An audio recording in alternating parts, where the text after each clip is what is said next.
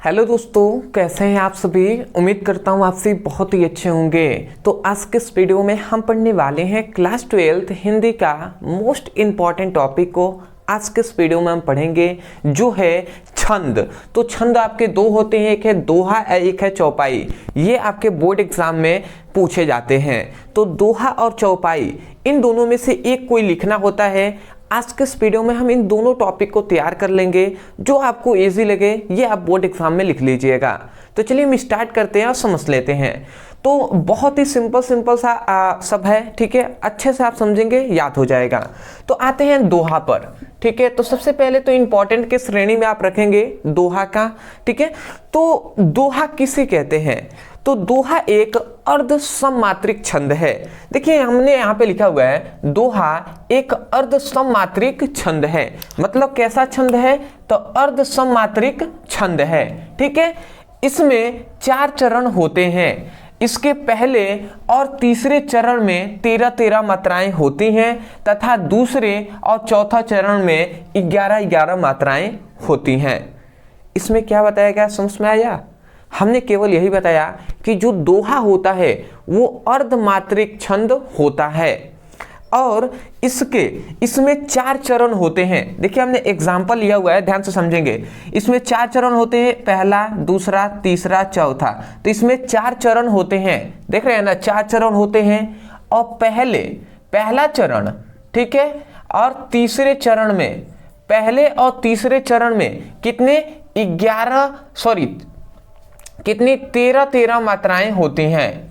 मतलब पहले चरण में और तीसरे चरण में 13-13 मात्राएं होती हैं और दूसरे चरण में और चौथे चरण में, दूसरे और चौथे चरण में कितना 11-11 मात्राएं होती हैं। समझ में आ गया हमने क्या आपको बताया? तो एग्जाम्पल से अभी हम सब समझाएंगे। थोड़ा सा बस यहाँ से परिभाषा याद कर लीजिए एग्जाम्पल से समझकर। हमने यही बताया कि जो दोहा होता है वो अर्ध सममात्रिक छंद होता है। इसमें 4 चरण होते हैं, देख रहे हैं 4 पंक्तियां हैं ना, तो 4 चरण होते हैं। 4 स्टेप में ये पूरा होता है। तो इसके 4 चरण होते हैं और पहले चरण और तीसरे चरण में 13-13 मात्राएं होती हैं और दूसरे चरण और चौथे चरण में 11-11 मात्राएं होती हैं। आशा करते हैं आप समझ गए होंगे। देखिए इस प्रकार था, ठीक है। तो आशा करते हैं आप समझ गए होंगे, परिभाषा तो याद हो गया। अब आते हैं कि हम प्रूफ कर लें कि हाँ, पहले और तीसरे चरण में 13-13 मात्राएं होती हैं और दूसरे और चौथे चरण में कितने 11-11 मात्राएं होती हैं। तो चलिए हम इसको प्रूफ कर लेते हैं। तो थोड़ा सा मैं इसको मिटा दे रहा हूँ, अभी शायद थोड़ा सा आपको अजीब लगे ये, ठीक है। तो देखिए हमने क्या आपको बताया है, हमने कहा पहले और तीसरे चरण में 13-13 मात्राएं। मतलब यही तो है पहला चरण, तो इसमें 13 मात्राएं होंगी और तीसरे चरण में भी 13 मात्राएं होंगी, यही तो बताया। तो पहले इनको चेक कर लेते हैं। तो देखिए यहाँ पे पवन तनय संकट हरण, ठीक है, मंगल मूर्ति रूप, राम लयन सीता सहित, हृदय बहसु सूर भूप। तो ये एक आपका एग्जाम्पल है। देखिए एग्जाम्पल थोड़ा सा कठिन होता ही है, बट मैंने देखा कि जितने एग्जाम्पल थे उसमें मुझे लगा कि ये आसान है, इसलिए हमने आपको बता दिया। छोटा सा है, ज़्यादा नहीं है, ठीक है। आप लिखेंगे पवन तनय संकट हरण, मंगल मूर्ति रूप, राम लयन सीता सहित, हृदय बहस सूर भूप। अब ये आपका एग्जाम्पल है, याद कर लीजिएगा। देखिए यहाँ पे हमने लिखा हुआ है कि देखिए पवन है, तो पवन में कोई मात्राएं नहीं है, तो इसका एक मात्रा, इसमें भी कोई मात्रा नहीं है, तो एक। देखिए संकट में 100 के साथ ऊपर न जुड़ा हुआ है, तो जो देखिए ये इस तरीके से हो तो एक मात्रा कहेंगे, और इस प्रकार एस के रूप में लिखा हो तो 2 मात्राएं कहेंगे। तो संकट के ऊपर एक बिंदी है, तो 2 यहाँ पे अंक हो गए ना, तो 2 के लिए हमने 2 यहाँ पे लिख दिया है। क के लिए 1 लिखा है, इस पे एक भी मात्रा नहीं है। ट पे भी एक भी मात्रा नहीं है, तो 1 लिया है मात्रा। फिर से इन पे भी 1-1 मात्राएं हैं, तो 1-1 ले लिया। जोड़ लेते हैं तो 3 मात्राएं 6 मात्राएं और 6 4 10 मात्राएं और 10 3 13 मात्राएं। तो देखिए 13 मात्राएं होती हैं पहले चरण में। आते हैं तीसरे पर, तो देखिए राम में 2 मात्राएं हैं तो यहाँ पे हमने एस ले लिया, ठीक है। देखिए मतलब अगर र होता तो 1 लेते और रा हो गया तो हम 2 लेंगे। समझ में आ रहा है ना। तो वही अगर यहाँ पे राम लिखा है तो रा के लिए 2, राम के लिए म के लिए 1। फिर से लयन में सभी में 1-1 मात्रा है तो हमने 1-1 ले लिया, ठीक है। सी, देखिए अगर सी इस तरीके से लिखा है, इधर मात्राएं हैं, याद रखेंगे अगर इधर मात्राएं हैं तो उसके लिए हम 2 लेंगे। ध्यान से समझेंगे, अगर इधर मात्राएं हैं तो 2 लेंगे और वही सी इधर से होता, इधर वाली मात्राएं होती तो उसके लिए 1 लेते हैं। समझ गए।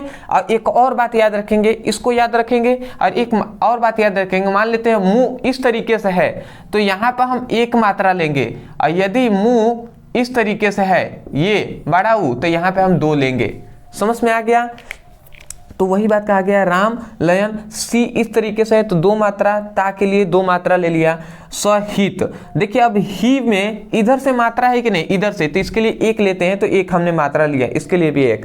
अब ऐड कर लेते हैं तो 3 4 5 6 6 2 8 8 2 10 11 12 13, तो 13 मात्राएं।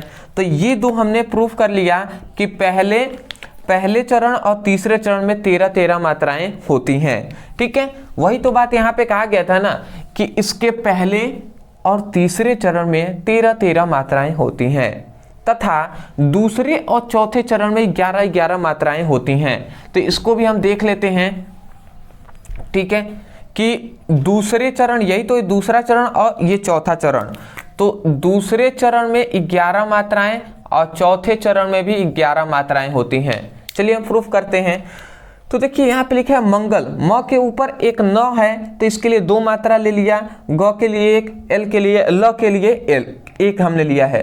देखिए ये हमने कहा था ना कि यदि मुंह मतलब अगर इस तरीके से ऊ हो तो 2 हम लेंगे और यदि ये ऊ हो, ठीक है, तो यदि इस तरीके से ऊ हो तो 1 लेंगे और इस तरीके से मुंह हो मतलब ऊ की मात्रा ये है तो हम वहाँ पे क्या लेंगे, 2 लेंगे।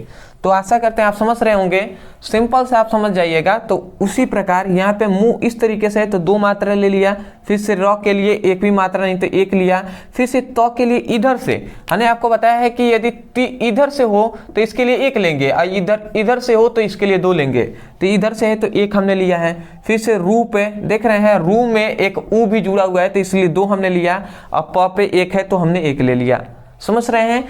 तो यही बात है। तो अगर हम ऐड करें तो 2 3 4, ठीक है, 5 6 और 2 8, 8 2 10 1 11 मात्राएं होती हैं इसमें। तो ये तो सही बात है कि इसमें क्या होती हैं, 11 मात्राएं होती हैं।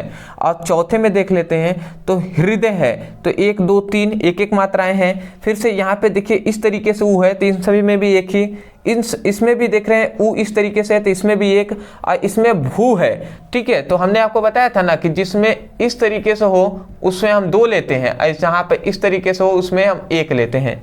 तो भू है तो इसमें 2 1 ले लिया। तो 3 3 6 2 8 और 2 10 और 1 11, इसमें भी 11 होते हैं। तो मैं आशा करता हूँ कि आपको समझ में आ गया होगा।